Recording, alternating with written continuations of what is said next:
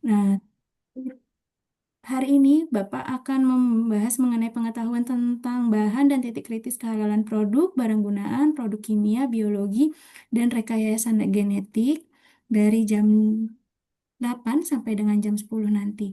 Bapak Ibu, di sini sudah ada Pak Adisam, yaitu beliau seorang asesor di salah satu LPH dan juga LHLN, serta senior auditor. Kemudian ada senior senior lead asesor akreditasi di Labkan dan juga komisaris PT AIA serta trainer SJPH dan juga laboratorium uji. Kemudian juga beliau juga mencakup sebagai konsultan penerapan SJPH serta SMM dan juga konseptor di dalam SJPH dan produk wajib halal saat ini. Kemudian juga menjadi coach registrasi BPOM dan juga SNI produk. Nah, demikian Bapak Ibu untuk biografi atau portofolio singkat dari narasumber kita pagi ini, Bapak Adisa. Untuk waktu dan tempat dipersilahkan kepada Pak Adi. Untuk terkait apa namanya pembahasan atau diskusi, silahkan Pak Adi nanti mau interaktif boleh atau diskusi 45 menit setelah sesi materi. Silahkan Pak. Demikian yang dapat disampaikan. Baik, terima kasih. Bismillahirrahmanirrahim. Suara saya kedengaran? Terdengar, Pak. Oke, baik. Terima kasih. Bismillahirrahmanirrahim. Assalamualaikum warahmatullahi wabarakatuh. Alhamdulillahi rabbil alamin. Wassalatu wassalamu ala asrafil anbiya'i wal mursalin. Wa ala alihi wa sahbihi rasulillahi ajmain. Amma ba'du. Puji syukur kita panjatkan kehadirat Allah Subhanahu wa Ta'ala. Atas limpahan rahmat dan karunia-Nya kita dapat bertemu pada pagi yang cerah hari ini untuk berdiskusi untuk berdiskusi dan sharing. Karena kalau uh, pelatihan atau training itu mungkin waktunya nggak cukup karena saya diberikan bahan yang lumayan banyak ya dari mulai barang gunaan, produk kimia, produk biologi, produk rekayasa genetika, kemudian ada jasa transportasi, jasa penyimpanan, dan jasa retail. Nah, Bapak dan Ibu semuanya, tadi saya sudah diperkenalkan. Saya dengar tadi ada sebagian besar yang sudah bergabung di lembaga pemeriksa halal. Kita mulai aja. Saya izin tutup kamera video supaya mung, apa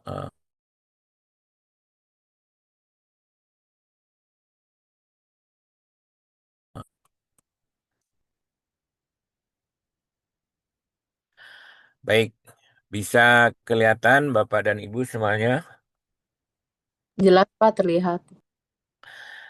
Baik, eh, selaku auditor selalu saya menyampaikan di awal reminder kepada auditor bahwa kita ini sebagai auditor harus memiliki landasan yang kuat terhadap pemahaman referensi utama atau rujukan utama karena halal ini kan berbeda ya dengan sistem manajemen mutu, sistem manajemen laboratorium, sistem manajemen sertifikasi produk ya. Nah, jadi uh, kalau di dalam halal ini kita rujukan utama yang harus kita betul-betul pahami bahwa tanggung jawab auditor itu adalah dunia akhirat, di mana kita membantu ulama untuk memastikan kesesuaian atau persyaratan yang uh, dinyatakan di dalam ketentuan. Nah, ketentuan atau rujukan atau referensi atau kriteria pertama adalah pasti kita menggunakan em, Al-Quran ya, karena ini muatan khususnya agama Islam bahwa ini adalah dalam rangka implementasi dari ketentuan yang ditetapkan oleh Allah Subhanahu wa Ta'ala Jadi pertama eh, rujukan kita sudah pasti adalah Al-Quran yang lebih ininya adalah Al-Quran surat Al-Baqarah ayat 168 ya, bahwa manusia itu disuruh memakan makanan yang halal dan baik. Nah, di sini konsep halalnya itu adalah halal dan baik. Jadi auditornya adalah satu nomenklatur halal and toyib. Meskipun nanti di dalam pelaksanaan auditor mungkin kalau di Indonesia ya itu halal oleh BPJPH, BPOM oleh atau YIP-nya oleh BPOM atau baiknya atau food safety-nya. Tapi sebagai auditor tetap kita harus memperhatikan karena dia satu rangkaian kegiatan atau satu nomenklatur bahwa diminta memakan makanan yang halal dan baik. Jadi kalau makanannya tidak baik itu juga karena auditornya tidak detail dan tidak melihat secara persyaratan, nah bisa jadi itu menjadi tidak halal. Sehingga Bapak dan Ibu nomenklatur ataupun pemahaman atau mindset dari auditor, meskipun fokusnya diminta adalah dalam kegiatan sertifikasi halal, tetapi hal-hal yang bersifat toyib atau food safety itu harus kita perhatikan, terutama khusus untuk makanan. Ya,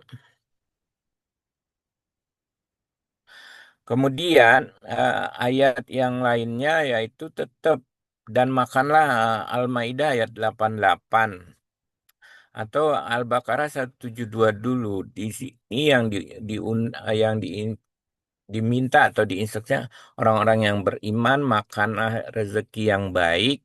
Jadi eh, yang kami berikan dan supaya kita bersyukur. Nah, ini balik lagi kepada makanan yang baik, halal dan thoyyib. Kemudian Al-Quran ayat Al-Maidah ayat 88, makanlah dari sebagian apa yang telah rezekikan kepadamu sebagai makanan yang halal, lagi baik atau thoyyib. Jadi kalimatnya di dalam Al-Quran itu fokus memastikan halal dan baik, halal and thoyyib. Ya, karena eh, instruksinya atau perintah dari Allah Subhanahu wa taala adalah eh, apa namanya halal dan toyib. Maka prinsip makanan halal di dalam Al-Quran itu yang pertama halal zatnya. Halal zatnya, makanya nanti kita sebagai auditor halal zatnya berarti kita menelusuri bahannya dari mana, sumber bahannya, ya. Nah, sehingga di sini yang dipastikan halal zatnya ya, bahannya dari mana. Kemudian memang di sini ada halal cara perolehannya. Nah, di dalam audit nanti kita juga memastikan ini pembeliannya dari mana, ya, pembeliannya, catatan pembelian. Auditor pada saat melakukan audit nanti juga melihat catatan pembelian. Berarti paling tidak bisa mengetahui rekamannya itu sumbernya dari mana. Kemudian halal prosesnya. Nah, prosesnya ini sudah pasti adalah proses produk halal yang harus kita lihat.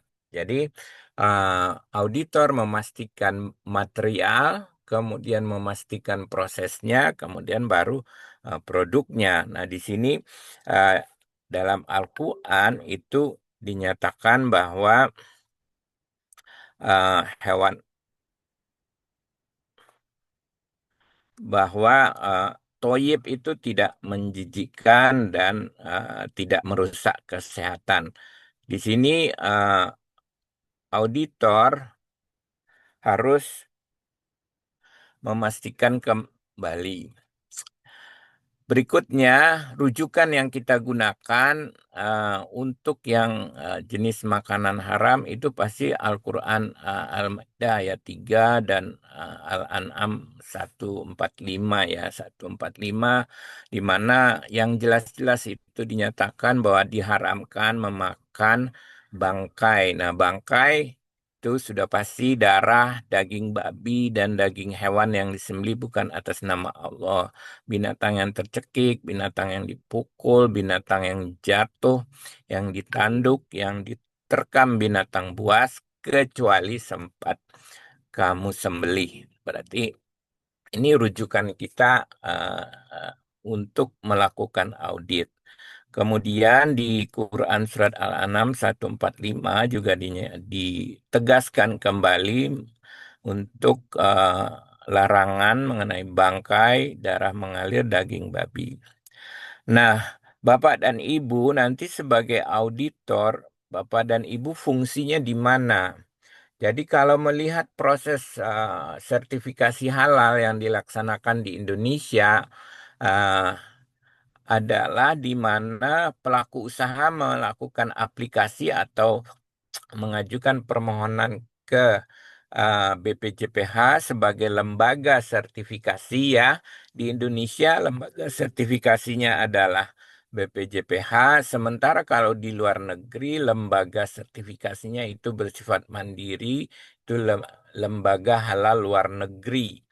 Nah, di situ pelaku usaha mengajukan permohonan kepada apa namanya lembaga sertifikasi, kemudian mereka melakukan verifikasi dokumen, kemudian baru menyerahkannya kepada secara garis besar baru menyerahkan kepada LPH. Nah, kalau di LHLN itu biasanya langsung di bawah satu institusi, ya. Nah, setelah menerima dokumen, barulah para auditor bertugas.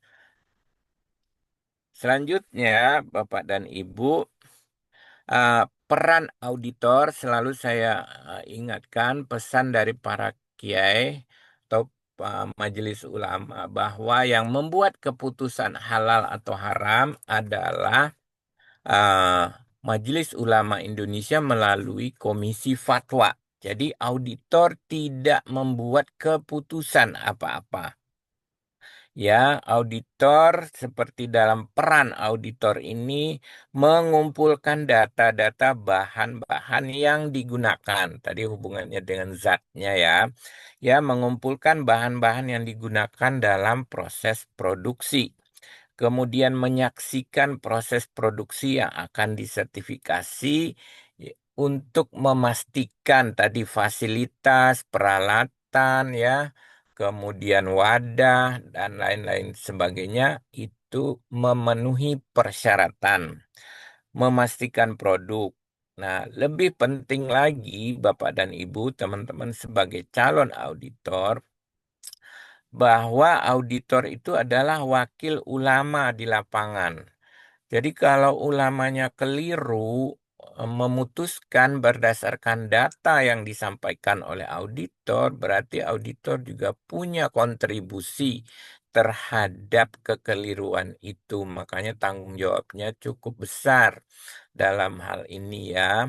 Karena auditor itu adalah wakil ulama, karena ulamanya nggak ngeliat sampai ke lapangan itu apa kondisinya. Jadi kalau auditornya nutupi, nggak dilaporkan hal yang sesungguhnya kepada pembuat keputusan dalam hal ini Majelis Ulama Indonesia melalui Komisi Fatwa, ya mungkin yang tadinya bisa jadi terkontaminasi karena auditornya menutupi dan tidak memberikan informasi secara jelas, sehingga akhirnya diputuskan halal. Padahal sebetulnya ada potensi terkontaminasi yang menyebabkan dia menjadi tidak halal atau haram. Nah, yang kedua, yang paling penting lagi bahwa Bapak dan Ibu auditor itu adalah saksi dalam pengambil keputusan. Ya, jadi saksi. Jadi auditor menjadi saksi bahwa benar lokasinya di sini, benar proses produksinya seperti ini. Itulah yang dilaporkan kepada Komisi Fatwa Majelis Ulama Indonesia. Berikutnya, Bapak dan Ibu, kita masuk kepada titik kritis secara general dulu. apapun komoditinya, mau makanan, mau kosmetik, mau barang gunaan, mau produk biologi, produk kimia. Nah, titik kritis dalam proses produksi umumnya atau generalnya dimulai dengan raw material atau bahan baku.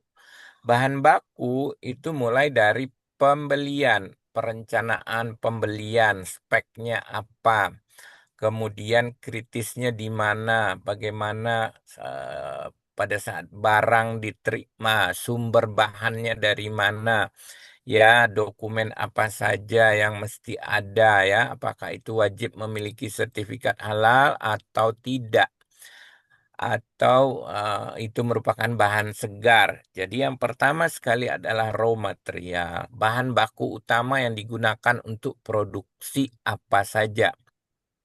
Sehingga auditor harus memastikan tugas dan utamanya itu memastikan bahwa sumbernya berasal dari mana ya. Sumber bahan itu ada berasal dari tumbuhan, berasal dari hewan, dan eh, berasal juga dari sintetik ya. Nah, kalau dari hewan, berarti kita harus memastikan hewannya sudah disembelih sesuai dengan syariat Islam atau tidak.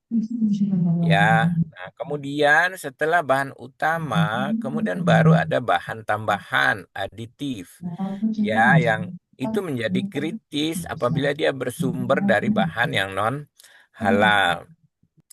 Ya, kemudian bahan penolong ya.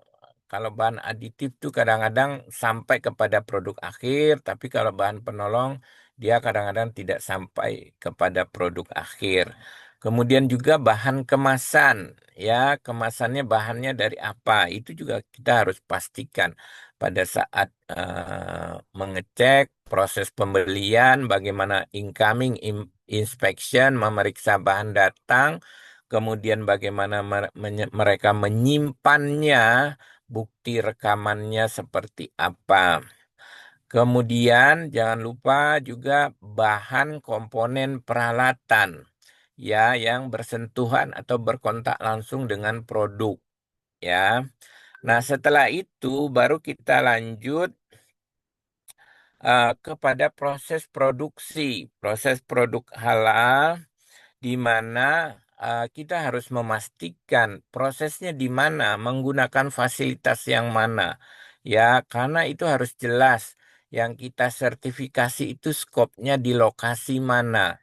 Sehingga teman-teman auditor harusnya sebelum berangkat sudah memiliki data lokasi dan denah. Ya, denah produksi mulai dari bahan masuk di mana, bahan diterima di mana, kemudian disimpannya di mana. Jadi ada denah lokasi yang diberikan oleh pelaku usaha dan itu sudah kita terima sebelum kita berangkat. Ya, sehingga kita udah tahu proses produksinya seperti apa. SOP produksi secara garis besar juga sudah diberikan oleh pelaku usaha. Sehingga Bapak dan Ibu sebagai calon auditor itu sudah memiliki data dan informasi. Tinggal nanti di lapangan itu me- melakukan klarifikasi, pengamatan, wawancara dengan para personil yang terkait. Kemudian setelah dihasilkan produksi baik itu produk intermediate maupun final lalu dikemas. Dikemas kita sebagai auditor memastikan bahan pengemasan, peralatan pengemasan, fasilitas pengemasannya di mana. Itu menjadi titik kritis dalam audit ya. Setelah itu disimpannya di mana lokasi gudangnya, apakah ada potensi terjadi kontaminasi barang apa saja yang ada di dalam. Dari sini juga kita bisa dapat informasi. Menurut daftar bahan, dia tidak menggunakan misalnya pewarna, tapi di dalam gudang ditemukan pewarna. Lalu untuk apa? Nah, sehingga auditor harus memastikan yang tadi ketertelusuran barang-barang atau bahan produksi maupun produk. Berikutnya baru transportasi dan retail, lebih kepada bagaimana menangani produk yang sudah jadi ini ditransportasikan, kemudian dijual di retail, bagaimana alatnya, bagaimana orang yang menanganinya, itu yang harus dipastikan. Baik, sekarang kita masuk ke kelompok yang pertama adalah barang gunaan. Ya, barang gunaan ini ada beberapa jenis. Yang pertama itu adalah kelompok sandang dan penutup kepala ya. Nah, sandang ini adalah pakaian ya. Pakaian, jadi mulai dari pakaian, pakaian dalam, pakaian luar ya, pakaian dalam, kaos kaki, jaket, serta sandang yang lainnya. Kemudian yang kelompok kedua ada peci, topi, kerudung, helm, dan lainnya. Nah, kalau kita lihat struktur industrinya, eh, definisi dari sandang itu adalah kebutuhan pokok manusia untuk melindungi tubuh dari cuaca panas atau dingin. eh, Umumnya adalah dipakai dalam aktivitas sehari-hari, pakaian rumah, pakaian kantor, pakaian tidur, dan lain sebagainya.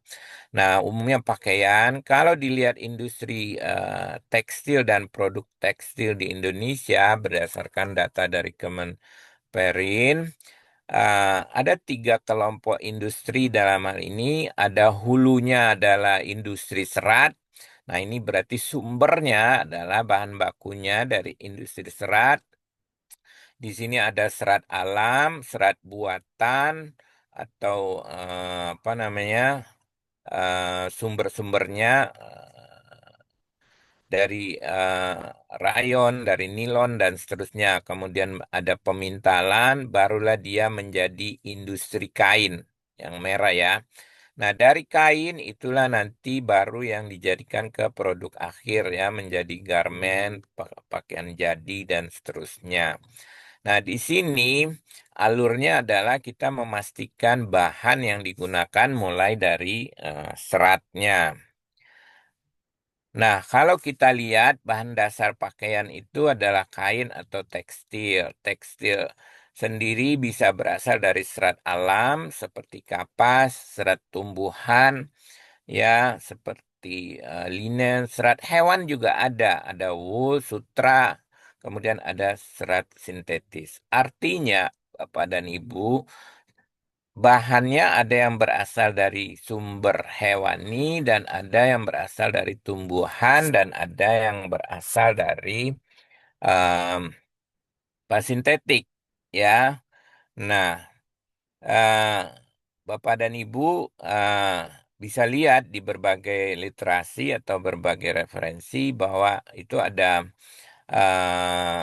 kapas misalnya itu pakaian bahan dasarnya dari serat alam. Kemudian linen juga serat alam, kemudian wool. Nah, wool berasal dari serat hewani. Kemudian ada rayon dari selulos, poliester, berarti itu serat sintetik. Kemudian ada serat bambu sekarang ya. Kemudian beberapa serat yang dari hewan, tadi ada wool, ada sutra. Eh, Kemudian ada serat, mohon maaf, serat dari kulit kambing ya, kambing Kashmir dan kambing Anggora ya. Kemudian ada eh, serat dari bulu alpaka, kemudian ada serat kulit kelinci ya. Kemudian ada bulu unta, kemudian ada rambut kuda, kemudian ada serat dari kulit sapi, buaya. Nah, ini yang harus kita pastikan sumbernya. Kalau sudah jelas sumbernya dari sintetik, berarti kita sudah aman nih. Berarti sintetik, berarti itu masuk kepada KMA 1360. Tinggal kita telusuri sumbernya dari mana, sintetiknya apa. Jadi pengetahuan dari Bapak dan Ibu sangat diperlukan terhadap bahan ini. Yang jelas, Bapak dan Ibu pastikan dulu bahannya bersumber dari apa, kemudian baru ditelusuri selanjutnya apabila dia berasal dari hewani, kemudian hewannya hewan apa, atau sudah berasal dari sintetik. Nah, setelah itu baru masuk kepada proses produksi. Nah, titik kritis pada saat proses produksi mungkin bahannya semuanya sudah non atau masuk kepada KMA 1360 atau tidak berasal dari hewani. Namun di dalam proses produksi kita harus pastikan kembali bahan tambahan yang digunakan apa. Ya, ada misalnya nih dari kapas, kemudian dicuci, kemudian dipintal, kemudian ada penambahan kanji ya. Kemudian ada selulos, ada karboksimetil, selulos ya, CMC. Kemudian ada lem. Ternyata lem ada potensi yang berasal dari gelatin. Nah, ini gelatin sumbernya dari mana? Karena gelatin ada yang dari ikan, ada yang dari hewan babi. Nah, ini kita mesti menelusuri sumbernya dari mana. Kemudian juga pada saat kita menambahkan asam dan enzim ya. Nah, enzim itu enzim yang digunakan apa? Sehingga kita perlu memastikan ini sumber enzimnya dari apa saja. Kemudian disitulah kita mendapatkan data dan informasi. Ini sistemnya gimana? Ini ada yang raise hand apa kita? Oke, itu untuk kelompok titik kritis ini ya.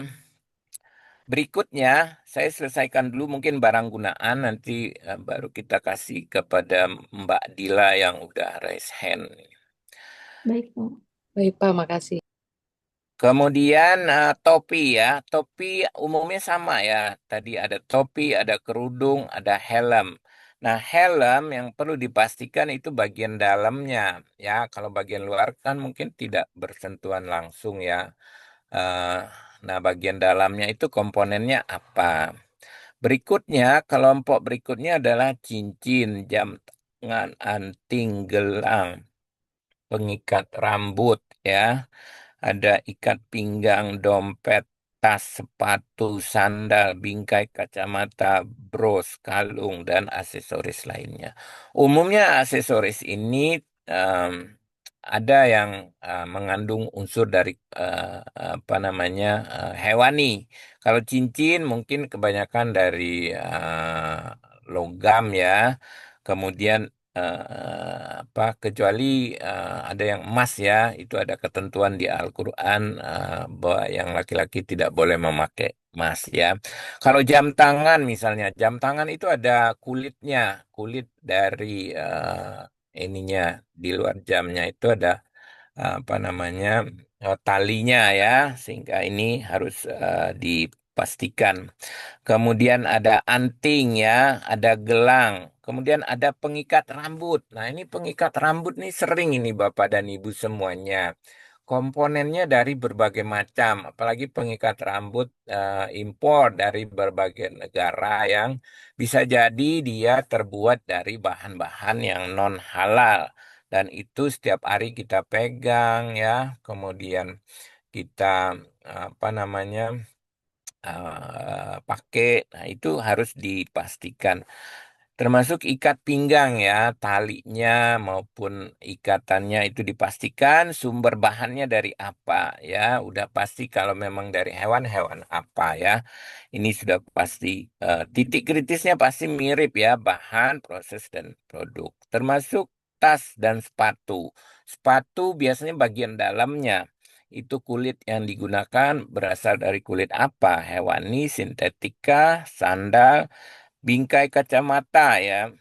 Kemudian ada kalung. Kadang-kadang kalung itu ada unsur dari hewaninya. Berikutnya yang tidak kalah penting adalah perbekalan kesehatan rumah tangga. Ya, perbekalan kesehatan rumah tangga di sini ada kapas, tisu, kertas wajah ya. Nah, di sini Bapak dan Ibu semuanya, balik lagi kita pastikan sumber bahannya. Kritisnya di sumber bahannya. Pastikan bahwa sumber bahan itu asalnya dari mana. Dan kalau untuk kertas ataupun plastik ataupun apa, pastikan itu sumber bahannya tidak recycle.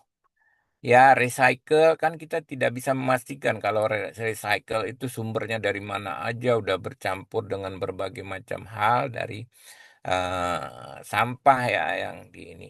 Jadi pastikan itu tidak menggunakan recycle. Kalaupun recycle-nya harus dipastikan ininya kejelasan sumbernya ini.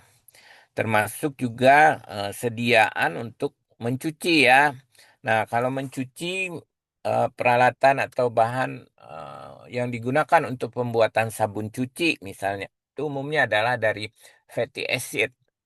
Nah, fatty acid atau lemak kemudian di saponifikasi ya, ditambahkan NaOH, kemudian baru dia jadi sabun ya, kemudian dan lain sebagainya. Nah, itu dilihat prosesnya, sumber bahan bakunya tadi. Kalau lemaknya atau fatty acidnya itu dari mana? Apakah sumber hewani atau sumber eh, nabati, tumbuhan atau yang sintetik ya? Nah, sehingga Bapak dan Ibu harus memastikan balik lagi tadi kepada bahan yang digunakan. Berikutnya adalah kategori pembersih. Nah, pembersih ini umumnya memang bahan baku yang digunakan adalah chemical ya. Chemical, namun walaupun dia chemical, di dalam prosesnya apakah ada potensi eh, ada bahan tambahan pada saat dia proses itu eh, apa namanya terdapat bahan-bahan yang non halal, misalnya sabun cuci ya, sabun. Nah, jangan lupa salah satu di sini ada penjernih air ya. Ya, penjernih air, filter air. Nah, kita biasanya filter air tuh dari karbon ya, dari karbon, dari zeolit, dari silika ya, antrasit, kemudian ada juga yang berasal dari tulang. Ya, nah kalau dia berasal dari tulang, tulangnya apa? Dari tulang hewan apa? Nah, ini harus kita pastikan Bapak dan Ibu sumbernya, kemudian baru kita pastikan prosesnya. Berikutnya adalah produk perawatan bayi, ya. Itu mulai dari botol susu, popok bayi ya, penyerap ASI. Nah, umumnya bisa jadi mereka dari plastik ya. Ininya bahan bakunya sintetik ya. Nah, kemudian Bapak dan Ibu tinggal memastikan itu di prosesnya apakah ada bahan tambahan ya atau bahan penolong yang digunakan. Kemudian berikutnya antiseptik dan disinfektan ya. Nah, kalau antiseptik umumnya kan terbuat dari bahan baku chemical ya, disinfektan.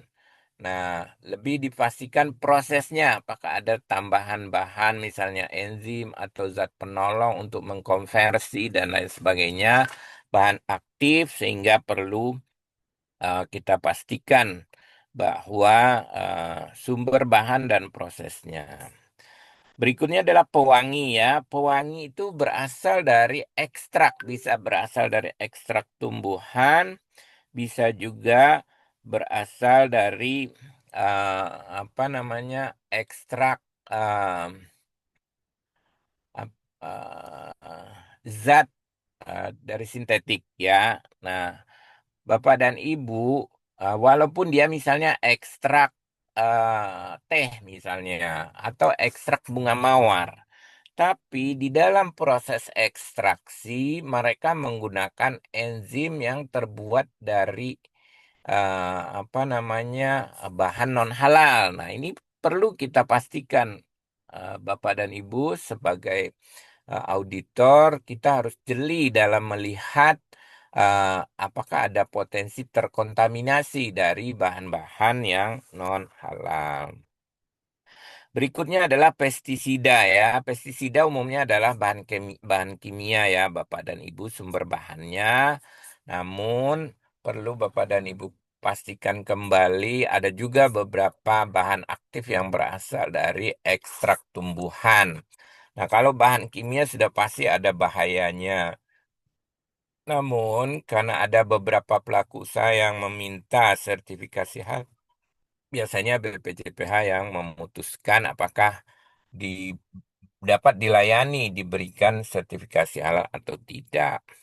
Berikutnya adalah peralatan rumah tangga ya. Peralatan rumah tangga itu mulai dari sofa, kursi, sendok, garpu, piring, mangkok ya, gelas, keramik, pisau, kuas.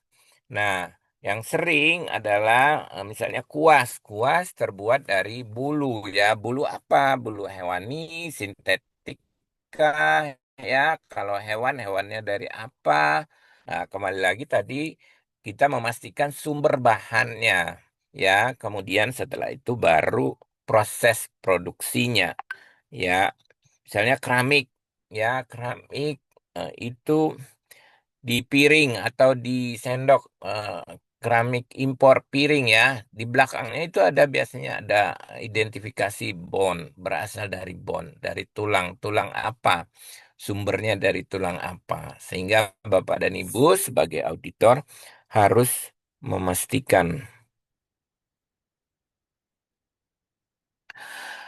Ini contoh-contoh produk perawatan bayi dan ibu, ada perlengkapan mandi, ada peralatan perawatan kulit, ya, perlengkapan makan, ada perlengkapan tidur, ada perlengkapan kesehatan, kemudian ada perawatan ibu, perawatan kehamilan, perlengkapan pasca melahirkan, dan perlengkapan kesehatan.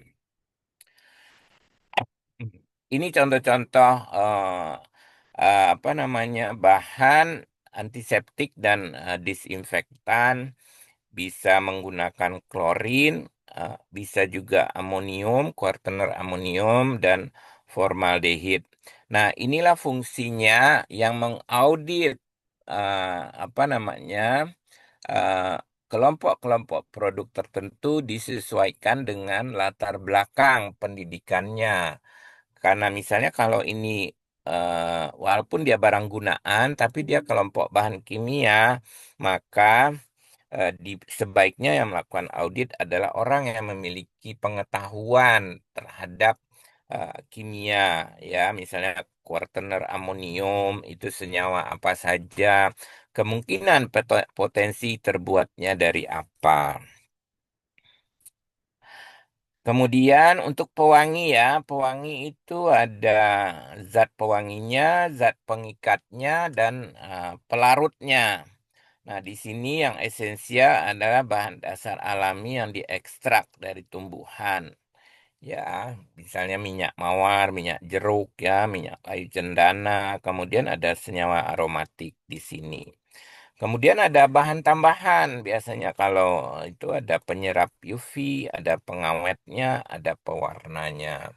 Sehingga teman-teman sebagai auditor harus memastikan sumber bahan.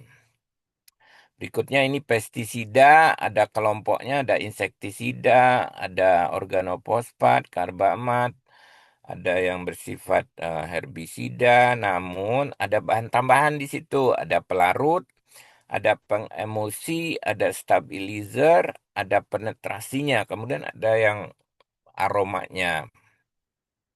Berikutnya ini peralatan rumah tangga, mulai dari sendok, garpu, kulkas ya. Berikutnya adalah perlengkapan peribadatan, sajadah ya, sajadah, tasbih, sarung, mukena. Balik lagi, sumber bahannya dari apa? Ya, sajadah bisa jadi itu dari tekstil ya, dari tekstil. Kalau tasbih bisa dari tulang, ya, bisa juga dari sintetik, ya. Sarung, kalau sarung udah pasti sama mukena dari serat, kemudian kain baru dijadikan sarung atau mukena. Nah, kemasan Bapak dan Ibu umumnya adalah kemasan itu dari sintetik kimia.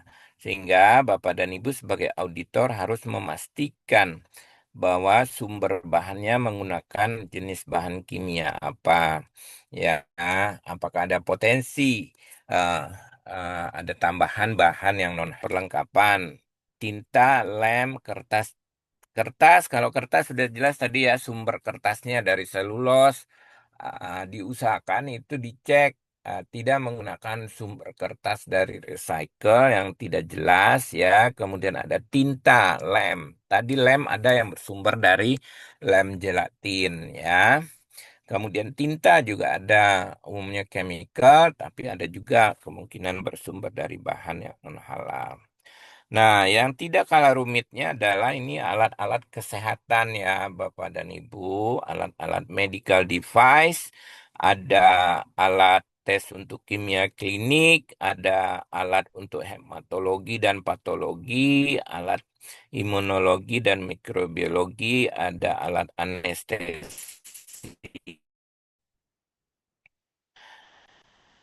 Alat kesehatan ini dan itu yang pertama identifikasi yang mana bersentuhan dengan kontak si pasien atau pengguna ya. Kemudian perhatikan mana yang berpotensi terbuat dari bahan hewani, sumber bahan hewani ya. Misalnya kayak kulkas itu yang bersentuhan dengan makanan, berarti itu bagian dalamnya yang harus kita pastikan. Kemudian komponen bagian dalam itu sumber bahannya dari mana, sehingga kita bisa menelusuri bahwa sumber-sumber atau bahan yang digunakan.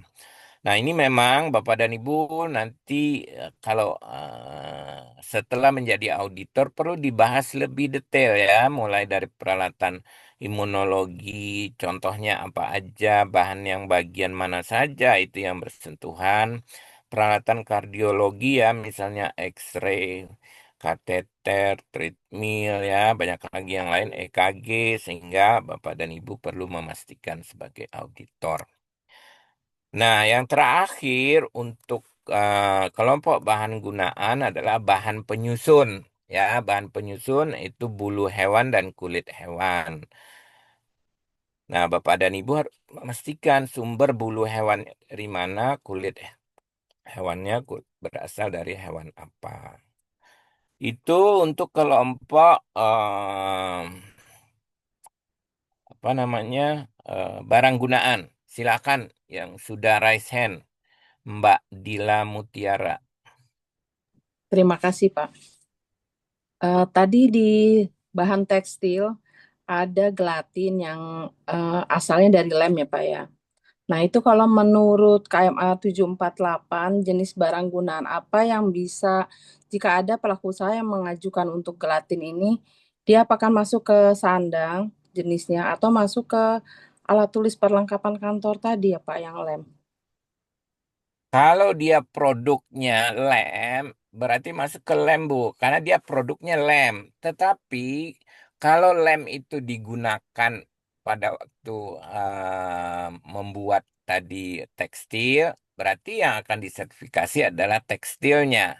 Iya, betul. Jadi perannya di sini Bapak dan Ibu tadi sebagai auditor dalam kompetensi kita harus memastikan scope ruang lingkup ya.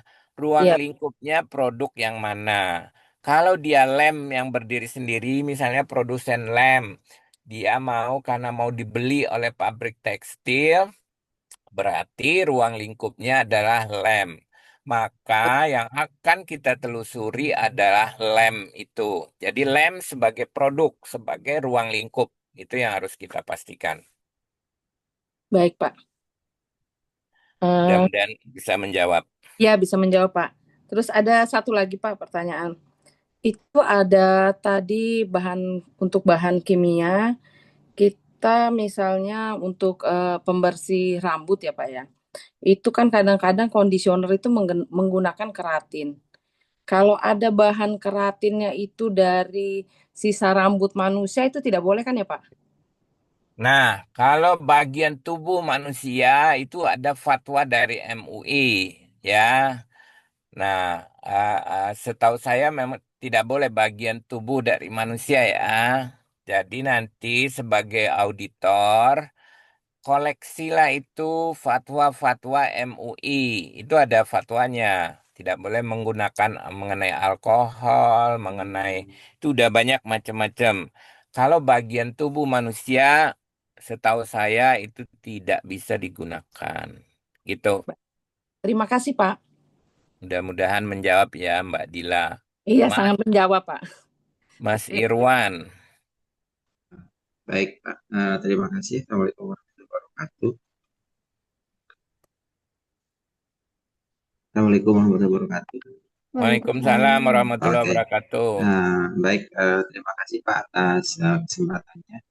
Yang pertama saya mau menanyakan itu terkait tadi kan ada parfum ya Pak. Di situ kan ada banyak parfum itu pelarutnya itu kan. Nah, apakah untuk memastikan parfum itu bisa disertifikasi hal? Apakah harus tahu dulu gitu sumber dari alkoholnya itu dari mana?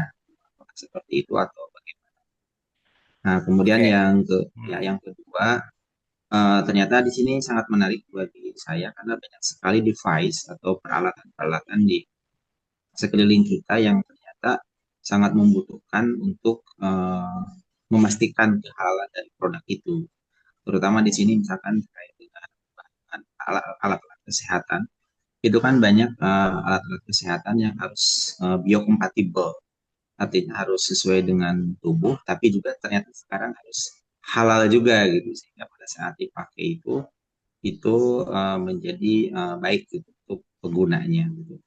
Nah ini sebetulnya eh, kan permasalahan ini kan masih masih luas ya Pak ya.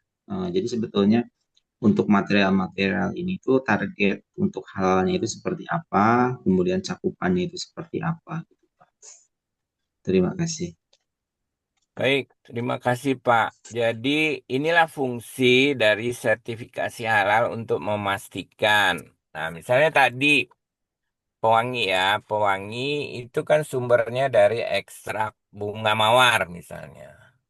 Nah, kemudian di dalam proses itu ada penggunaan alkohol ya sebagai ekstrak, kemudian juga nanti sebagai pelarut ya. Nah, di sini Bapak dan Ibu harus memastikan sumber bahan kimianya itu dari sintetik atau dari khamar. Ya, setahu saya kalau dari kimia boleh digunakan asal tidak melebihi, tidak berbahaya, ya, tidak membahayakan.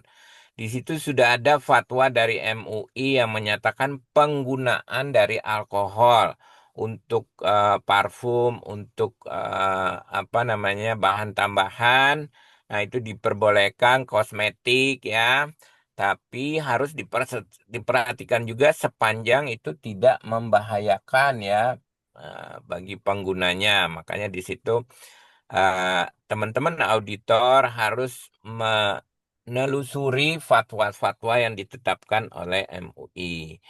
Kemudian terkait produk-produk yang lain, inilah fungsi dari lembaga sertifikasi, dalam hal ini BPJPH di Indonesia, memastikan kalau dia sudah dikasih logo halal, berarti bahannya sudah ditelusuri. Kemudian juga apa namanya? Prosesnya juga sudah diverifikasi oleh auditor, kemudian baru diputuskan halal atau tidak oleh eh, apa namanya Komisi Fatwa Majelis Ulama Indonesia. Nah, kuncinya adalah Bapak dan Ibu bahwa eh, kita eh, bertugas sebagai auditor itu betul-betul memiliki pengetahuan dan pengalaman dan terutama pengetahuan dulu ya, pengetahuan. Jangan sampai Bapak dan Ibu eh, modal nekat, tidak punya pengetahuan itu, eh, datang menjadi auditor, kemudian menyampaikan kepada Komisi Fatwa bahwa oh ini udah bagus ininya, sehingga nanti akan em, terjadi apa ya namanya misinformasi kalau tidak dengan background yang kuat. Mudah-mudahan menjawab Pak Irwan tadi ya. Ya, baik Pak. Kemudian, Terima kasih. iya, nanti kalau Bapak pengen diskusi detail ya, nomor HP saya ada, bisa bisa Bapak WA saya kalau Baik Pak, kalau perlu terima ya, kasih. kalau Ya, diperlukan. baik. Kemudian ini di pertanyaan nih saya baca tekstil seperti hijab atau pakaian yang berbahan serat sintetis, tetapi dalam proses finishingnya menggunakan lemak hewani. Apa betul? Kalau dia menggunakan lemak hewani dalam proses itu perawatan mesinnya, ya harus kita pastikan jangan-jangan itu bersumber dari lemak babi. Ya, karena kalau dia udah bersentuhan dengan lemak babi, berarti kan najis ininya ya. Nah, contoh kasus kemarin saya pernah audit di omprengan ya. Omprengan bahannya baja ya, Bapak dan Ibu, sama persis di sini. Finishing baja. Tetapi pada saat dia mencetak baja dia menggunakan minyak. Minyaknya dari mana ini? Ternyata setelah kita bawa ke laboratorium, komposisi minyaknya ada minyak lemak dari babi. Nah, sehingga minyaknya harus diganti menjadi minyak yang dari tumbuhan, dari kelapa sawit dan lain sebagainya. Untuk itu, ya betul sekali. Itu tetap menjadi titik kritis ya perawatan. Bagaimana menjelaskan proses kimia yang mengandung berbahan turunan babi? Nah, Bapak dan Ibu, kalau Bapak dan Ibu mendapat tugas sebagai auditor untuk melakukan sertifikasi, yang pertama adalah Bapak harus mempelajari ini produknya apa, seperti yang tadi ya, harusnya ini nanti di kompetensi. Produk yang mau disertifikasi apa? Kemudian bagaimana proses produksinya? Nah, pada saat mempelajari proses produksi itu, disitulah akan ketahuan, oh ada bahan tambahan, ada bahan penolong, ada bahan kemasan, ada bahan peralatan ya, peralatan. Tadi ada bahan maintenance peralatan. Nah, di situ fungsi daripada auditor memastikan setiap tahapan itu tidak mengandung bahan-bahan yang non halal, kemudian pada saat proses juga tidak ada potensi terkontaminasi oleh bahan-bahan yang non halal. Gitu ya. Mudah-mudahan bisa menjawab. Saya jawab lagi sedikit nih mengenai Pak, izin bertanya, produk makanan yang berlabel halal, tetapi ketika diuji laboratorium ternyata dalam sequencing tersebut terdapat sekuen peptida gelatin babi. Bagaimana Pak untuk tindak lanjutnya? Nah, salah satu pengetahuan yang harus dimiliki oleh auditor, dia harus memiliki kemampuan untuk membaca dan menilai hasil laboratorium. Nah, apabila ditemukan sekuens peptida gelatin babi, berarti belum bisa diberikan sertifikasi halal. Dia harus diganti bahannya, ya. Nah, kalau dia sudah berlabel halal, berarti kan sudah dapat sertifikat halal. Nah, itu tugasnya BPJPA bagian pengawasan. Ya, bagian pengawasan eh, untuk memastikan bahwa eh, produsen atau pembuat atau manufaktur itu konsisten menerapkan. Jangan-jangan itu bahannya udah diganti. Oke, mungkin sementara itu saya kasih satu lagi nih Pak Dwi ya. Dwi Subagio ada yang rasen. Ya baik Pak, Assalamualaikum warahmatullahi wabarakatuh. Ini terkait penggunaan enzim dari cacing ya. Ini kan masih terjadi perdebatan, termasuk dalam untuk bahan obat gitu ya. Apakah memang ini sudah fix ya bahwa enzim dari cacing ini masuk kritis atau gimana Pak? kondisi apa Oke. namanya kategorinya ya. Assalamualaikum warahmatullahi wabarakatuh. Waalaikumsalam warahmatullahi wabarakatuh. Enzim ya, nanti kita masuk ke produk enzim ini. Kita masuk aja kalau gitu sehubungan pertanyaan Bapak. Kita masuk kepada produk berikutnya ya.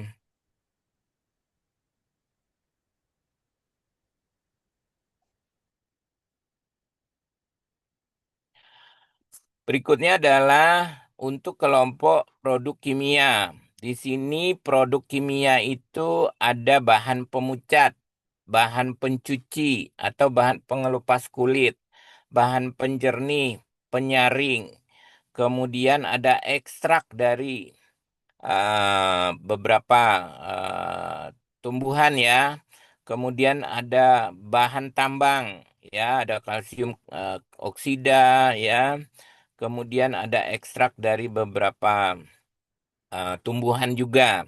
Kemudian ada enzim, tadi yang Bapak bilang, di sini ada rennet, ada glukosa oksidase, eksosa oksidase, dan seterusnya ya. Ini banyak sekali jenis enzimnya.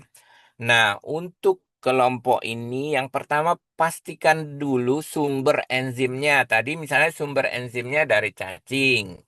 Ada juga sumber enzimnya dari tumbuhan. Berarti sumber ya, sumbernya dulu nih. Sumbernya dari hewan atau sumbernya dari tumbuhan atau dari apa.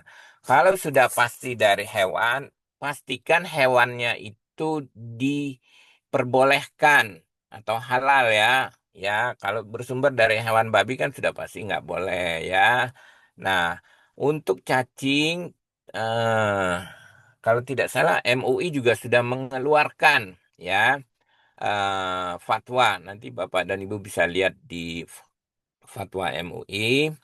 Nah, dari sumber kita udah jelas, baru kita masuk kepada proses. Nah, proses Bapak dan Ibu kan harus memiliki pengetahuan prosesnya. Misalnya kalau enzim kan ada ekstraksi enzim dulu ya. Setelah diekstraksi kemudian dia bisa jadi ditumbuhkan atau diperbanyak ya. Kemudian setelah diperbanyak dipisahkan. Setelah dipisahkan baru dimurnikan. Ya, dimurnikan itulah nanti yang menjadi produk akhir yang dijual ke konsumen. Nah, di situ ada titik kritis pada saat proses ekstraksi. Bahannya apa?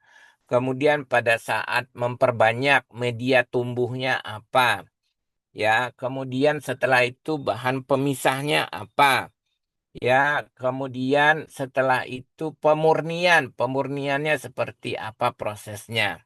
Makanya diperlukan Bapak dan Ibu yang memiliki latar belakang pendidikan yang sesuai untuk melakukan audit. Misalnya tadi kalau mau mengaudit enzim, ya, kalau mau mengaudit enzim berarti Bapak dan Ibu paling tidak memiliki pengetahuan kimia, farmasi, atau biologi ya, yang bisa memahami dan menelaah proses produksinya. Ya, nah balik lagi tadi adalah proses produksi, kemudian baru berikutnya kelompok produk ini adalah flokulan, ya, katalis, nutrisi mikroba ya. Nah, mikroba ini banyak sekali macamnya. Nah, titik kritisnya yang pertama tadi balik lagi sumber bahan ya, sumber bahan Bapak dan Ibu. Kemudian setelah diketahui bahannya dari hewan atau bukan, sumber mikrobanya, kemudian setelah itu eh, baru proses. Ya, prosesnya proses ekstraksi. Kemudian proses memperbanyak ya, umumnya ya, memperbanyak. Setelah diperbanyak, kemudian baru dipisahkan. Setelah dipisahkan baru dimurnikan. Setelah dimurnikan baru dikemas atau disimpan dulu ya. Nah, dari step itulah Bapak dan Ibu sebagai auditor harus memastikan bahwa setiap step itu menggunakan bahan apa. Ya, kemudian stepnya ada berapa tingkat. kemudian medianya apa, wadahnya mana. Jadi balik kepada tadi prinsip general critical control point atau titik kritis secara umum pada proses produksi. Nah, begitu juga dengan penyerap enzim, kemudian ada apa namanya beberapa kelompok bahan penolong ya. Kemudian juga ada arang aktif ya. Berarti arang aktif sumbernya dari apa? Dari tulang kah, dari hewan kah, dari bahan tambang kah? Setelah itu baru kita ketahui bagaimana dia prosesnya menjadi arang aktif ya. Apakah hanya fisikal aja atau ada treatment penambahan bahan kimia untuk lebih memperhalus misalnya, sehingga Bapak dan Ibu secara kimia, proses kimiawi fokus kepada proses. Mungkin eh, bahannya udah jelas, sumbernya bahannya tadi ada hewan, ada tumbuhan, ada sintetik. Kalau sudah pasti, boleh baru ke proses produksi. Proses produksi ada mulai dari ekstraksi, kemudian ada memperbanyak ya, enrichment, kemudian ada pemisahan, kemudian baru pemurnian, kemudian baru pengemasan. Itu terkait dengan apa namanya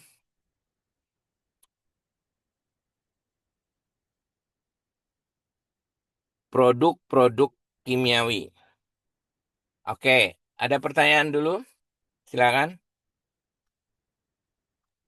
Silahkan, tadi ada Bapak Mas Agung. Jadi Pak, silahkan Pak.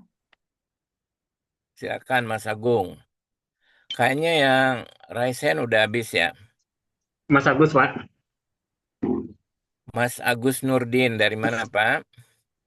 Dari LPH Hidayatullah Jambi, Pak. Hidayatullah Jambi. Iya, Pak. Oh ya, silakan Pak Agus. Ini Pak, sebenarnya melanjutkan pertanyaan tadi dari teman sejawat tadi mengenai parfum itu, Pak. Parfum itu kan selama ini yang beredar itu kan banyak dijual sama kaum Muslim yang berada terutama misalnya di dekat-dekat masjid, ya Pak.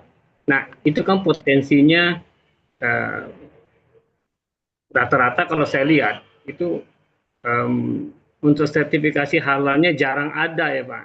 Terus apakah itu bagian dari tugas kita untuk mengedukasi atau itu ada bidang khusus dari pihak pemerintah atau BCPH yang memberikan edukasi tentang itu Pak? Mungkin itu Pak. Oh, baik Pak. Kalau edukasi itu kewajiban dari BPJPH. Tapi sebagai masyarakat, kita juga harus memiliki kepedulian. Kemudian, Bapak dan Ibu sebagai auditor harus dipastikan bahwa eh, tadi ekstraktornya atau pelarutnya itu sumbernya dari mana? Ya, apakah dari bahan kimia?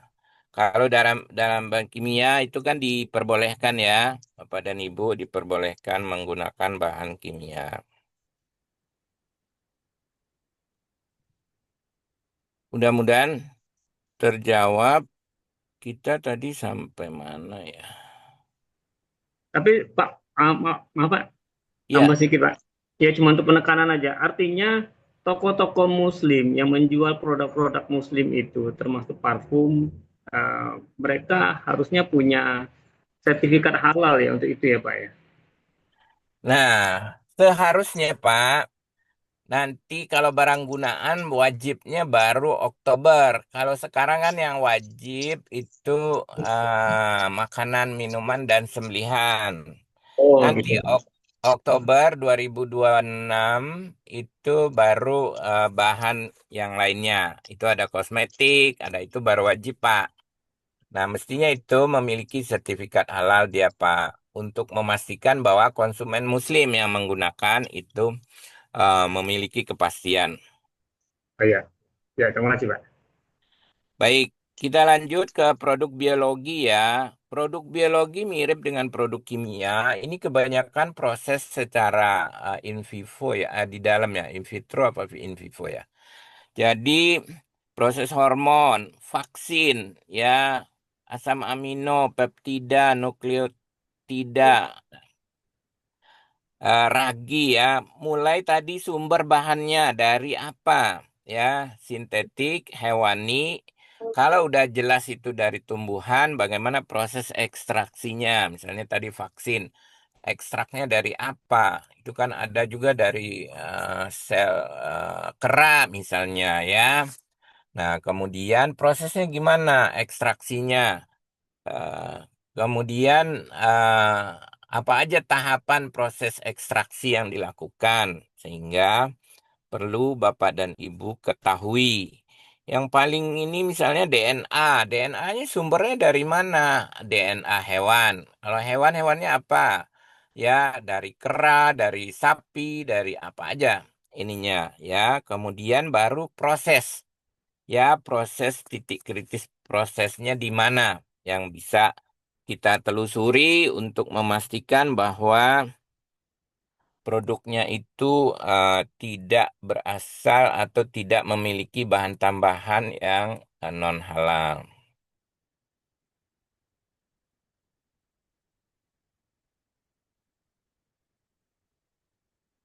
Ini di dalam materi saya kasih sedikit gambaran terkait anti monoklonal ya.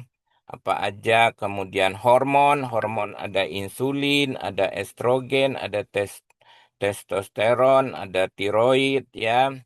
Ada sel punca ya, sel punca selnya dari mana? Bisa dari sumsum tulang, bisa darah tali pusat, ada bahkan embrio ya. Nah ini teman-teman harus memastikan harus memiliki pengetahuan ya, bisa jadi berasal dari sel manusia ya, padahal manusia kan tidak diperbolehkan ya. Kemudian pasti ya, Bapak dan Ibu, bahan bakunya, sumber proteinnya dari mana. Termasuk nanti kalau sumber asam amino ya, peptida ya, sumber bahannya dari apa? Hewani, ikan, telur ya, atau nabati, kacang-kacangan, ada juga yang berasal dari tubuh manusia ya. Nah, di sini kejelian Bapak dan Ibu memastikan termasuk penggunaan media kultur dari sampel. Berikutnya adalah produk rekayasa genetika. Ini hampir mirip dengan produk biologi ya, rekayasa genetika. Genetiknya sumbernya dari mana? Kemudian baru di-cloning atau difusikan dan seterusnya melalui proses biologi. Nah, di sini Bapak dan Ibu harus memahami bagaimana proses rekayasa genetika itu dilakukan, apa saja tahapannya sehingga Bapak dan Ibu bisa memastikan tidak terjadi kontaminasi maupun terbuat dari bahan yang non halal. Berikutnya Bapak dan Ibu untuk jasa agak sedikit berbeda ya Bapak dan Ibu. Kalau tadi jelas produknya apa?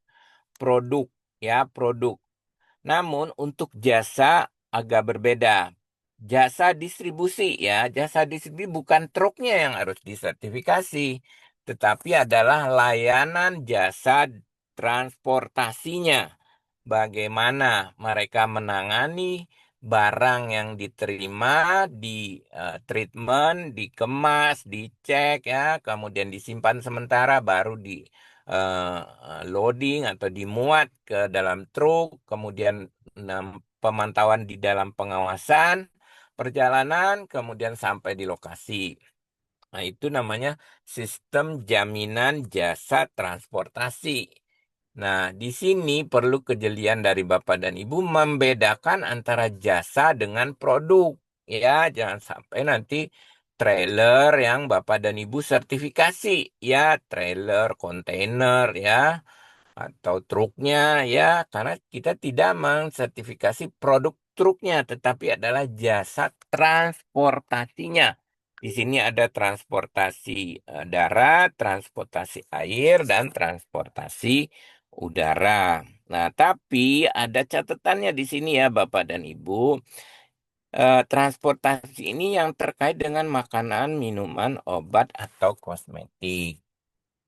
Nah, pada saat Bapak dan Ibu nanti melakukan audit, itu dipastikan fasilitas truk yang dimiliki. Jangan sampai Bapak dan Ibu memberikan sertifikasi atau melalui BPCPH, sertifikasi jasa transportasi makanan. Ternyata mereka makanan tidak punya truk atau tidak punya mobil yang tertutup. Masa mau dibawa pakai mobil terbuka? Nah, itu pastikan lagi ya sarana fasilitas yang digunakan. Tapi kuncinya adalah yang disertifikasi adalah jasanya, ya, bukan truknya. Berikutnya adalah eh, Bapak dan Ibu, eh, penyimpanan warehouse. Ada juga perusahaan yang memberikan jasa untuk menyimpan produk atau barang-barang yang akan siap dijual.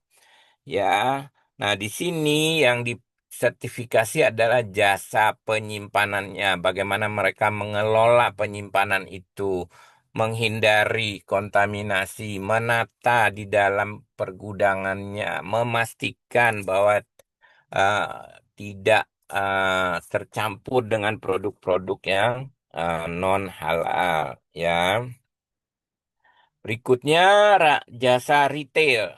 Retail adalah ada gerai pasar modern, ada toko atau kios pasar tradisional.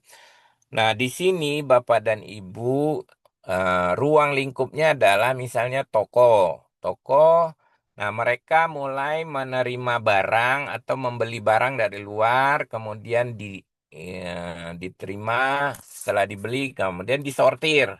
Ini yang mengandung non halal, ini yang halal. Nah, setelah itu disimpannya di mana?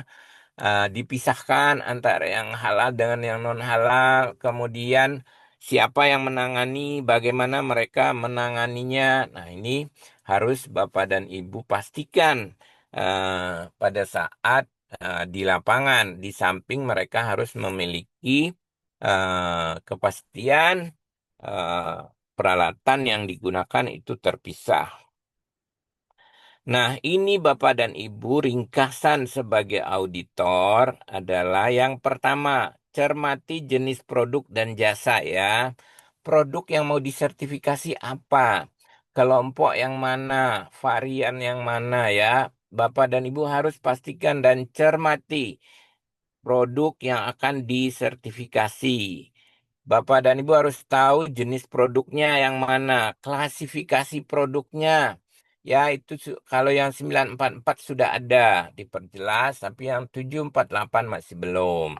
Sehingga Bapak dan Ibu harus memastikan klasifikasi. Kemudian cermati jenis produknya, gunakan referensi ya 94 dan 748.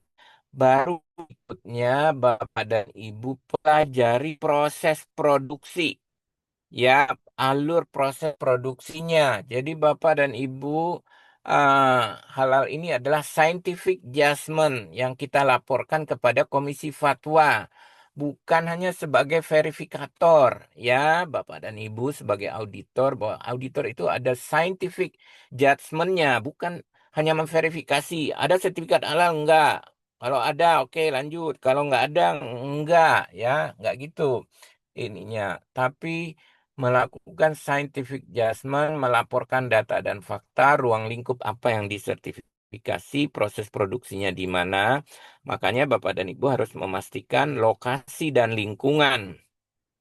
Ya, di depannya apa, di kiri kanan apa, kemudian di dalamnya baru ya, line produksi berapa yang harus Bapak dan Ibu pastikan sebagai auditor.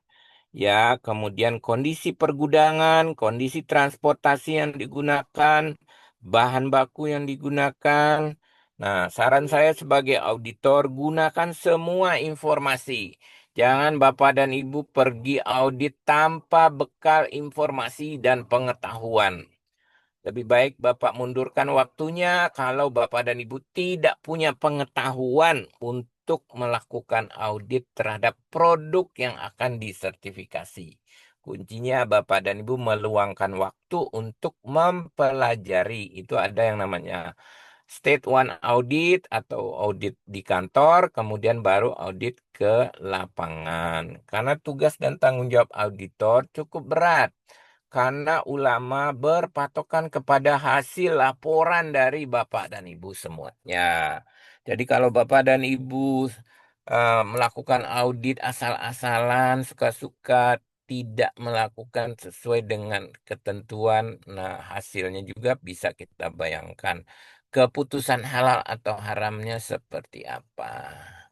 Saya kira itu yang dapat saya sampaikan untuk menambah pengetahuan dan informasi bagi Bapak dan Ibu semuanya.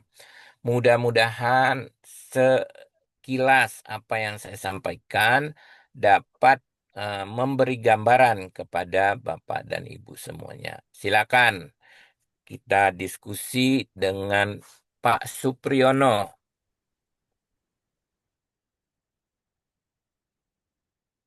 Silakan Pak. Assalamualaikum warahmatullahi wabarakatuh. Waalaikumsalam warahmatullahi wabarakatuh. Ya, makasih Pak. Terkait dengan sertifikasi untuk jasa Pak, kan di Samarinda Ya, khusus itu kan banyak usaha yang menjual makanan-makanan olahan yang sudah berkemas dan sudah bersertifikat halal. Biasanya kan disimpan dalam kulkas yang freezer itu Pak. Apa ini yang ketika mau disertifikasi, apakah jasa distribusi atau jasa penyimpanannya Pak? Terima kasih Pak.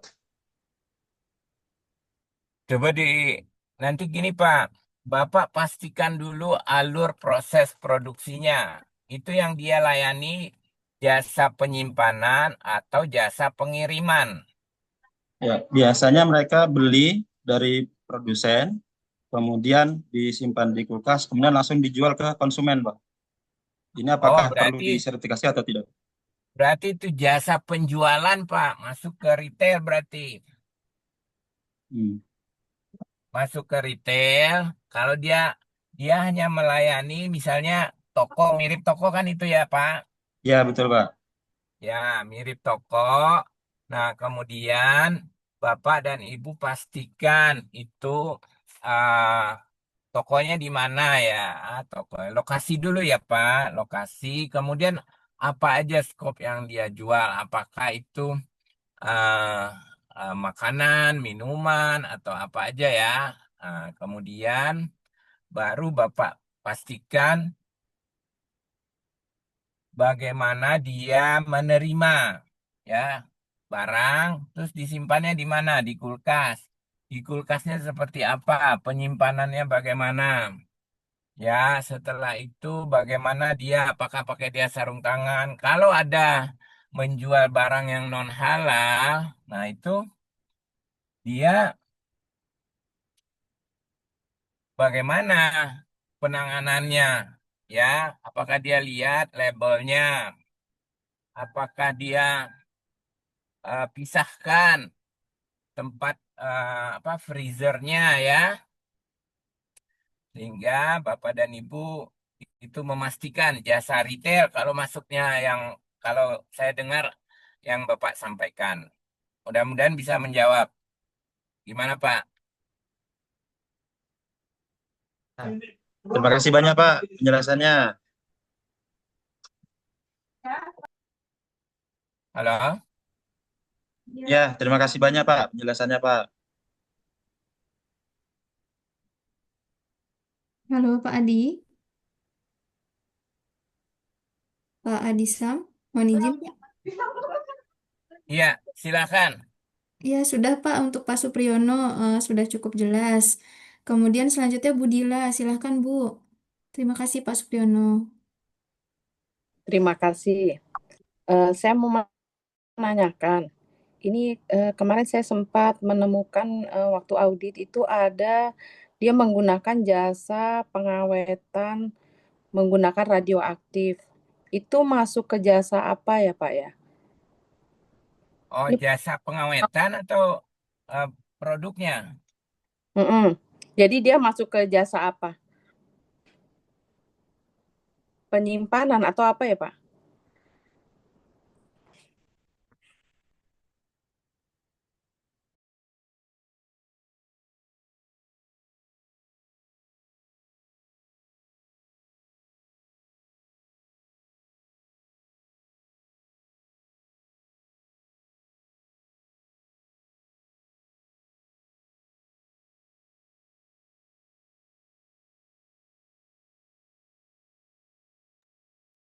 Pak Adi, mohon izin, Pak. Halo, Pak.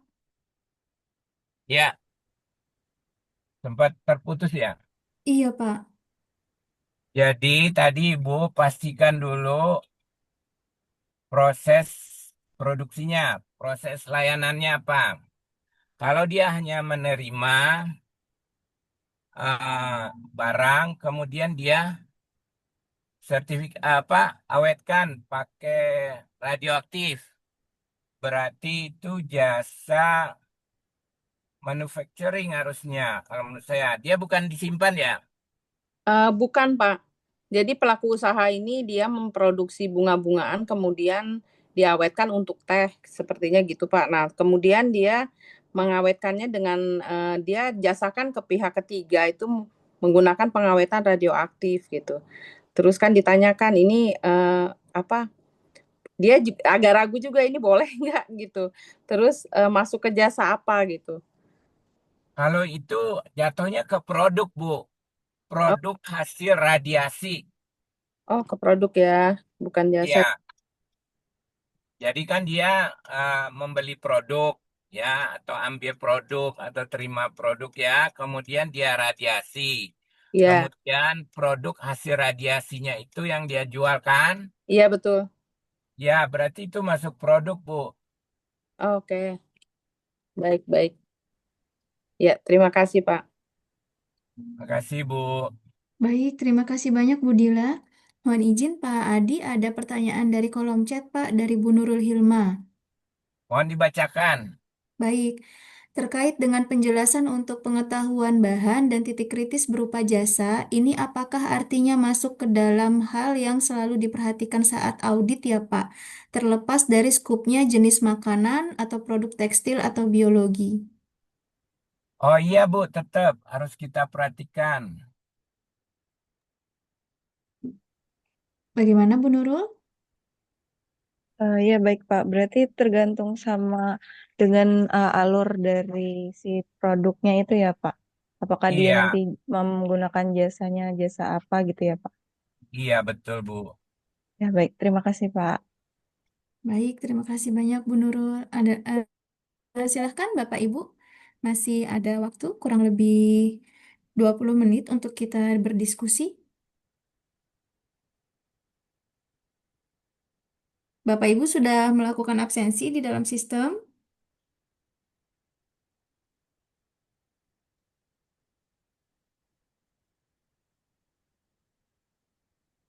Baik Bapak Ibu. Oh ini ada dari Bapak Rizky Arabiansyah, Pak Adisa. Mohon izin bertanya Pak, untuk produk vaksin dimintakan dokumen apa saja Pak? Gimana, Bu? Untuk produk vaksin, ketika sertifikat halal, pada saat pemeriksaannya dimintakan dokumen apa saja? Yang pertama sudah pasti sumber ya, dokumen sumber bahan. Kemudian yang kedua flow proses. Nah, dari situ sumber bahan bisa dari MSDS, bisa dari hasil uji laboratorium, bisa eh, apa namanya sertifikat spesifikasi ya. Mas parkirnya di mana? Parkir di sini nggak pernah Pak. Jadi paling di Blue Pot di belakang ke sana. Iya, gitu, Pak. Siap. sertifikasi sumber bahannya ya Pak. Berarti ya kalau gitu ya Pak. Iya, sumber bahan dulu ya. Iya Pak. Bagaimana Pak Rizky? Ada tambahan? Cukup, Bu. Baik. Berarti mungkin juga ada misalnya dia menggunakan media pertumbuhan juga ditambah ya Pak Andi ya. Selanjutnya Pak Supriyono, silahkan Pak. Ya, terima kasih, Bu. Assalamualaikum warahmatullahi wabarakatuh. Waalaikumsalam. Melanjut pertanyaan saudara kita tadi tentang vaksin, Bu. Sepengetahuan Bapak, dari banyaknya vaksin yang beredar di khususnya di negara kita di Indonesia, dari vaksin meningitis, kemudian dari anak balita yang baru lahir dan seterusnya, mana saja vaksin yang memang benar-benar yang sudah bersertifikat halal? Karena saya secara pribadi saya, Bu, ya, Pak ya, anak-anak saya tidak ada yang saya vaksin, gitu. Karena saya masih ragu tentang kehalalannya, gitu. Terima kasih, Pak. Kalau daftar vaksin, saya nggak ada daftarnya, Pak. Tapi Bapak bisa lihat.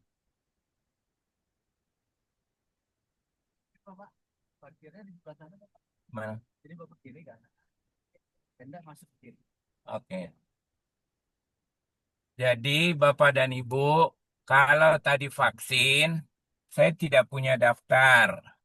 Tapi yang perlu Bapak dan Ibu pastikan keyakinannya ya. Tadi ini lebih kepada keyakinan Bapak dan Ibu. Karena ada juga vaksin yang mengandung bahan non halal, tapi diperbolehkan digunakan ya. Karena dalam kondisi darurat. Bapak coba lihat lagi apa namanya fatwa Majelis Ulama Indonesia. Ya, itu ada fatwa dari Majelis Ulama Indonesia boleh menggunakan dalam kondisi darurat ya. Saya bukan ulama, jadi saya itu ada pertimbangannya dari apa namanya dari Majelis Ulama kenapa boleh menggunakannya dalam kondisi darurat. Demikian sementara. Bagaimana Pak Supriyono? Oh iya, terima kasih. Terima kasih, Pak, Baik. pencerahannya. Silahkan Pak Robi. Oke, Ibu Akin, terima kasih. Selamat pagi, Assalamualaikum warahmatullahi wabarakatuh. Waalaikumsalam warahmatullahi wabarakatuh. Mungkin saya ada sedikit dengan Pak Akisan di Ibu. Bapak, saya ada pertanyaan. Sebenarnya kemarin sudah saya tanyakan, cuman ke Bu Aulia, cuman belum terjawab oleh Bu Aulia dengan lengkap, Bapak. Jadi, biasanya begini, Bapak. Dengan Bapak menyampaikan bahwa pengecekan halal itu mulai dari apa namanya sumber bahan yang didapatkan, Bapak. Nah, case-nya begini, Bapak. Misal, ini misal saya sebagai saya, Pak. Saya menjual jus nih, Pak. Itu kan maksudnya bahan positif jus itu buah segar, Pak. Jadi tidak diwajibkan untuk bersertifikasi halal. Akan tetapi saya akan menanyakan sumber yang saya dapatkan, Pak. Semisal saya mendapatkan dari supplier A, Bapak. Nah, sebut saja buahnya alpukat, Pak. Nah, supplier A ini kan kita tidak tahu bagaimana dia proses untuk cara penanaman hingga panen, Pak. Case-nya begini, Pak. Misal dia punya, misal beliau ini, supplier ini memiliki 100 batang pohon alpukat. Nah, akan tetapi ada salah satu apa namanya pohon yang melebihi batas di kebunnya, Bapak. Jadi satu pohon ini kebun milik orang lain, Pak. Nah, ternyata buahnya yang satu pohon ini dipanen oleh beliau si supplier ini, Bapak. Nah, kan secara hukum kan dalam bentuk kriminalitas juga, Pak, karena mengambil apa namanya barang dari orang lain, itu, Bapak. Nah, kemudian saya beli buahnya alpukat ini dan saya jual dalam bentuk jus, Bapak. Nah, pertanyaan saya adalah bagaimana menanggapi hal tersebut, ya, Bapak, terkait perolehan barang meskipun bahan ini masuk ke dalam posisi Bapak. Terima kasih Pak Adhisan. Assalamualaikum warahmatullahi wabarakatuh. Waalaikumsalam warahmatullahi wabarakatuh. Pertanyaan Bapak, kayaknya majelis ulama yang mesti jawab tuh Pak. Gitu Pak. Pertanyaan Bapak nanti ditanyakan di majelis ulama ya. Ininya, itu kan ada pohon, kemudian itunya ke sumbernya ke orang lain ya. Saya nggak berani Pak menjawabnya ininya. Mungkin gitu ya, Mbak Afin ya. Robi Pak. Baik, Betul Pak ya. Adi akan menjadi catatan nanti ditanyakan kepada Pak Kiai. Ya, Terima kasih Pak Adhisan. Baik, Terima terima kasih kasih Pak. banyak. Bagaimana Pak baik. Robi? Sudah Soal cukup. Oh ya, sudah cukup ya. cukup Pak Robi ya.